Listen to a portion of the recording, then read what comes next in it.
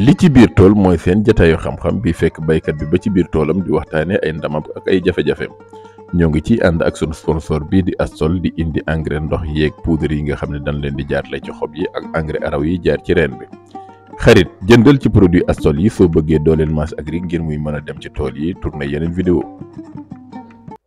sëñ Cheikh maa ngi ziar. waa sëñ Mouhamed Seck ñu ngi lay ziar baax a baax. xam naa ni ba ndaje bi bëggoon nañ ko lu yàgg. waaw mu të. waaw yàlla sotti na ko. dañ bëggoon nga présenté wu pour ñi nga xam ni miinaguñ la ñu mën xamal jaaykat. waaw ndongo de Cheikh Thiam la tudd dëkk fi Joal wax dëgg yaroo fi màggee fi jànge fi defe fi lépp daanaka benn at daal laa génn xañ na dem njaarim ñëwaat Joal depuis loolu nag génn ma ko xanaa si cadre liggéey gi demee noonu. ci mbay bi nga yàgg di yëngatu wala am na yeneen liggéey yoo daan def ne. waaw gannaaw ba pare jàng moom daanaka si kii laa njëkk a yëngu mareyeur. waaw doon di jënd ay jën làgg-làggal sax lañ ko mën a wax parce que mareyeur gën a kawe tuuti làgg-làggal nga xam ne da nga doon jënd ay njogaan ay sol yu ñuy teeral ak yu demee noonu di ko jaayaat ba mu yàgg ma xaw a nekk si rang intermédiaire bi maanaam di jënd ay jënu PC ay sol ak yu demee noonu wax dëgg am sama gars yi ma ko doon bokkal ñi dem usine ainsi de suite xam naa bu ma jógee si loolu nag dem ay côté Gambie tamit continuer fa métier boobu jóge fa dem Casamance tamit dëkk bu ñu naan jooge parce que Gambie maa ngi dëkk bu tuddoon Sagnang boo fa jógee dem Casamance dëkk bu ñu naan jooge wetu Karabane waaw continuer fa activité boobu ba année 2002 si laa ñëw am sama benn waaye wax dëgg bu ma joxoon place quincaillerie ma commencé si yëngu mu yëngu si quincaillerie bi ba 2002 ba 2009 presque 8-9 waaw si laa doog di beru yor sama liggéey bopp entre 2009 nag ba 2013 ou 14 nga xam ne suñ si waxtaan joxe woon na ndigal si nan dem si tool yi at moom daal laa topp loola jënd benn surface bu toll ak 1 hectare 400 tàmbali si yaatal ko ba mu jege 2 hectares wax dëgg tàmbalee foofa. jamono yooyu ci nga tàmbali mbay mi mbayum dër ban nga doon mbay jamono yooyu. waaw njëkke nag mooy papaye laa tàmbali woon ak kaani. waaw ci laa tàmbali woon vraiment at mu njëkk mi aménagé def lépp jënd li war lépp wax dëgg daana ju nit ay teyoon ma ne garaaw yëfu góor la dugg si batanse wax dëgg doxut kiiwul après si laa duggee si soble waaw si béy séddoo yi waaw mais daa nga ci am dara mais yëpp tamit bëgg bi nga bëgg mbay mi tënk la ca ba mënoo bàyyi waaw diggante ay côté 2015 daanaka si laa do di nag jënd fii waaw di boole ñaari tool yi ma dema dem ba xam ne tamit ñaari tool yi day diis si laa weccee tool ba ca kaw tali ba waaw ñëw yaatal fii nag doo di si continuer bay. Touba Gerle xam nañ ko léegi ci réseaux sociaux yi surtout ci TikTok am loo xam ne déggoon nañ nga leeral ñu ko daaw ci soble mu doon rendement boo xam ne defoon nga ko ci soble bari nag coow nag ndax xam am naa sama gaañ ñoo xam ni moom loolu lëj na lool seen xel loolu mën a wax ci soble boobu. loolu moom dañ siy sant yàlla rek ndax tamit ay muskalaf lan te wax dëgg nar a wax lu dul noonu boo ko naree moom bàyyi rek léegi nag lépp moom laabirante la rek ndax mbéy mi suñ si yegsee fii laabirante la ndax di dem fu ne ñi may wax ay technique culturelle ma koy xool vraiment ay rendement yooyu sam benn rakk bu tudd Cheikh Fall laa njëkk dégg muy def yooyu naan ay am na ay hectares 117 tonnes ak yooyu vraiment je me suis dit ne loolu moom est-ce que nit mën na ko si wàllu mbéy mi ñuy def repiquage ak avec les moyens de bord. Cheikh Fall bu Ndar. Cheikh Fall bu Ndar waaw moom sama rakk la sama lépp la moom it Joal gii la ne. waaw papaam sax moom ma yoroon mathématique safala moom ma yoroon mathématique bu may def 3G. moom léegi defe naa am na benn makkaan bu mu ubbi surtout Ratif. waaw di defar pépinière ak conseil am solo. waaw bu leen Ndar booru Sawañ. waaw moom vraiment ba ma ko fekkee nag tool fële Vanus. waaye la ñëw won ma rendement bi ne ma mu ngi nii ma weñ ñi yëf ya demee noonu waaw loolu boobaa léegi nag ma bàyyi sama xel si loolu ne xañ na bis dina ñëw dina avoisiner les xañ na 80 tonnes waaw léegi daal noonu la demee bon ma jël benn variété ay variété def ko waaw wax dëgg variété bi yàlla dogal nag ma am ko ca waaw moom laa doon tudd saa su ne mais néew ma yeneen variété mën nañ ko am parce que maa ngi la doon expliquer suba ne am na benn variété boo xam ne demee na quartz ba ma koy récolter boobu moom am naa 75 tonnes à l'hectare mais dafa fekk comme muy jamono ji rek wax dëgg soble bi xaw a am prix bàyyiwuma ko mu daanu carrément ma luñ naan ma rendi ko ma xayli ko jaay te am naa ci loolu kon donc boobu bu ma ko bàyyi woon xañ na it mën naa am loolu wala lu ko raw sax. beneen variété ba takkaay la woon. waaw beneen bi moom takkaay la. moom nga def ñaata tonnes. waaw moom laa def 104 tonnes à l'hectare. macha allah. waaw boobu bon méthode culturale bi bu ma defee li may def ba pare. xañ na den si ñëw bon ba mu soble ba ñorit dindiw ma ko dama ko bàyyi mu wow koŋ si xobam. waaw ba ñenn ñi ñëw naan ndax lii du maxeeg du yàqu yooyu ba ma am si tiitaange sax. par la suite laa ko récolté def si saako. waaye je me suis rendu compte que soble bu dëgër la en même temps def ay xob yu bëri vraiment jaay ko parce que ki nga xam ne mooy directeur agriculture bi di Cheikh Ndiaye. waaw moo njëkk a estimé ne ma xañ na lii daal yaakaar nañ ni di nga si am rendement temps.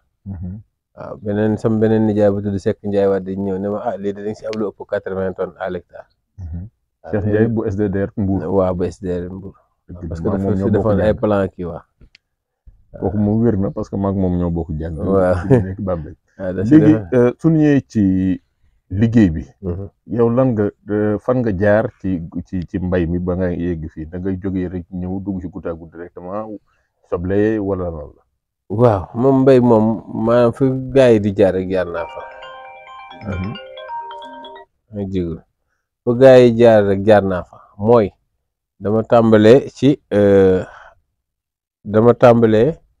ci tànk tuur mooy bay séddoo.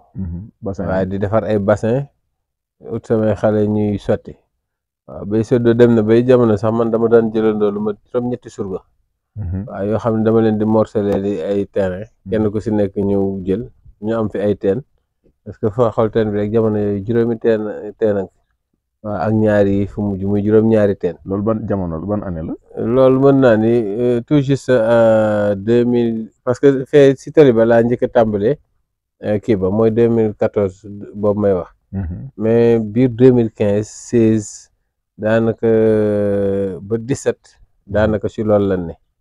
waaw bu ñuy dugg ay côté année ay 2018 nag si lañ jël bassin yi bàyyi ko toj bassin yëpp jël système racole bi. lance waaw boobu it wax dëgg ñu si doon def it lu yaatu mais boobu nag si laa commencé fay salaire bu jëkkee ba mu yàgg nag ma commencé ñam goutte à goutte bi mais bu ma ko ñamee daal xam ni dëgg suñu mbay mi lii la waaw si laa continuer def goutte à goutte. kon léegi si goutte à goutte boobu noonu am na ñoo xam ni moom la ñuy liggéeyee seen soble bare na wante yow dama gis soble gën a dend maanaam dafa am lu ñuy woowee densité. loolu mën a wax ci densité boobu.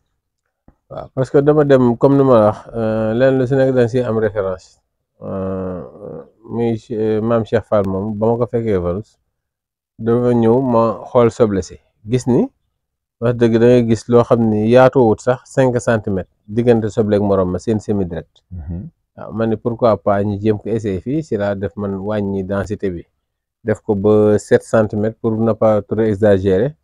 wàññi samay yoon parce que yoon gaa yi bàyyi yoon 1 mètre nangam. waaw ma def ay yoonu 50 centimètres nga xam ne fu ma defee 4 lignes. def yoonu 50 centimètres ainsi de suite.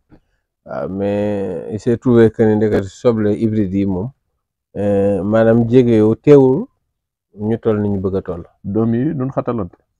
non nu ñu xatalante da ngay gis ñu def benn genre quinconce bu demee ba benn doom bi nar a gêner bi si des da ngay gis mu génn. waaw bàyyi si des.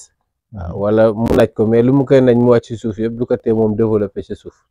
waaw mais wala yenn saa sax da ngay dindi ñaari doom gis ni fi ñu tegante woon dafa far sax plat. parce que boo xamante nañ te benn bi jéem naa dem quinconce mënta dem waaw far bee naj ko mais teew da nga si am ay kii macha allah parce que sooy xool su dee ban bi ñun suñu soble bon ban bee tax day dëgëraay goo xam ne soble bi si kaw lay formé wu. waaw racine bi rek kay des. waaw bokkut ak soble yi nga xam ne si joor bi day dugg. waaw day dugg. waaw moom day génn. xam ne tiis bi rek ngay seen. waaw. waaw góor léegi loolu mën a wax ci yow kon sa plan de fertilisation. ndegam yow da ngay fertiliser jour bu nekk. lan nga ñu si mën a leeral. waaw mooy comme li ñuy wax rek fertilisation bi pourtant sévèrul ni may fertiliser parce que nit gën na maa def engrais ainsi de suite. waaw parce que soo jëloon soble bii ni ngay njëkk seen ni si ginnaaw muy doon am daanaka 2 mois. waaw te li ma si fertiliser yëpp boo ko wëññee du romb 4 fois wala 5. ñeenti yoon. waaw parce que bu njëkk bi man si laa jéem a fexe avant loolu nag il faut nga apporter maximum de matière organique. soit compost wala fumier décomposé. soo paree nga def sa diammonium phosphore. sa DAP. waaw après nag doog di kii yenn saa yi bon nga def sa pendimétaline. waaw mooy sa prélevé. après nga samp. léegi laa koy kii mais bu njëkk man urée bii rek laa daan jël. wax dëgg xóoyal def. moo xooyee urée bi laay def benn yoon. waaw su ma koy def 2e fois tombe comme li may wax sama kii bëriwut su ma koy def 2e fois si laay commencé def MAP. waaw su ma paree nag 3e fois naa def urée def MAP. def magnésium. waaw après def lu demee ni calcium à part. waaw su ma demaatee ainsi de suite noonu laay def ba mu yàgg ma bàyyi carrément urée bi. di def MAP ak nitrate de potasse. waaw bu ma demee ba yëf yi gën a sori tuuti nag si laay def potassium ak tuuti MAP. waaw bàyyi soble bi nag ak kii am. waaw traitement nag dama demee da ngay indi herbicide insecticide yi demee noonu wala. waaw traitement bi comme lu ma wax maanaam herbicide bi. moom dama koy def prélevé. yenn saa na nga def prélevé dem ba ca biir comme benn soble bële ca kaw ñax mi bettaat la. kon da ngay mujj composé ñaari xeetu herbicide. bu yoree ñax bu góor bi ak bu jigéen bi. nga traité ko. waaw mais si biir herbicide bi tamit xaw ma ndax c'est recommandé ou pas su ma koy defaat moom dama si defaale benn genre insecticide. mu doon comme prévention. waaw léegi tamit bu ma demee ba mu yàgg it comme ce sont des variétés très résistantes. donte gisuma attaque it naa jékk ba mu yàgg mu ut sama benn insecticide boole ko fongicide lu demee ne Promocarb. def ko. parce que xeetu soble yu hybride yi. waaw lu demee ne ay racine rose ak yooyu daf leen yëpp. avec genre waaw feebar kii ay maladie bi nga ko waajal ci max yi wala doo ko waajal ci max yi. waaw max yi bon parce que max bi fekk mu ngi tooy xañ na du am problème waaye nag boo demee bay bëgg a pare. mu leer na ne après yow da nga war a bàyyi mu wow.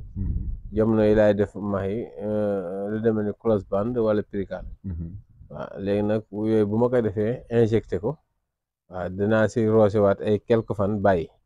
le temps daar bi jàll soble bi maanaam dina pare te daar bi fekk daar bi jàll na bu yàgg. sànq ñi ngi doon waxtaan ci ay acide humique acide fulvique yaa ngi jëfandikoo xeet googu. waaw. am na sax lu ma déggoon nga moo xam ne jën day bokkaat ci biir. waaw mooy engrais jën bu mooy doon def ay jamono doon si def vidéo yi demee noonu. waaw moom bokk na si yu may ëpp yu may utiliser. waaw yeneen kii xaj na naa si jël tuuti waaw pour xaw a kase wala yi fi. waaw mais moom engrais jën moom laa ëpp lu may utiliser moom. moom la nga koy injecté. waaw moom dama koy injecté. ak ay acide humique ak yooyu. waaw yëpp dama koy injecté. sama maam ma waxoon